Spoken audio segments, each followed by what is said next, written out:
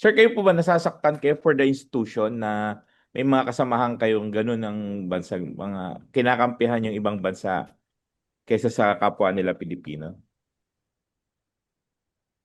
Um, Wag nating sabihin kinakampihan ibang bansa.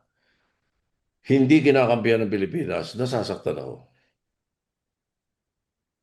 Pag hindi ang isang Pilipino hindi kumakampi sa Pilipinas, di ba? Siyempre, nasasaktan ako. Kailangan, kung ano yung mabuti para sa bansa, doon tayo. Kung pwede nga makalamang, makalamang eh. Di ba sa negosyo ganyan eh.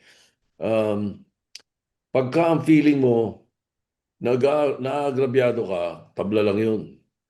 Pag ang feeling mo nakakalamang ka, ay masamang ugali yun. Di ba? Uh, anyway, I don't know if Basta anything to bahala say na sir about that. magdepensa sa sarili nila. Bahala na sila sir pumalag at magdepensa, magpaliwanag.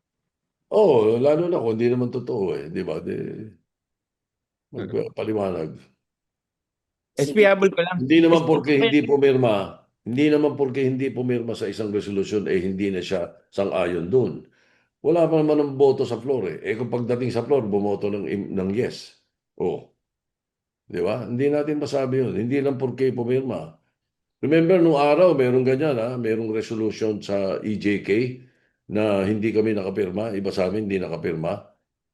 Oh, pero kung bobotohan yung resolution, boboto ko in favor eh. Pero hindi ako nakapirma doon sa resolution. So, hindi rin yan. Hindi yan yan. Hindi 100% yan nakasulat na kung ano man yan.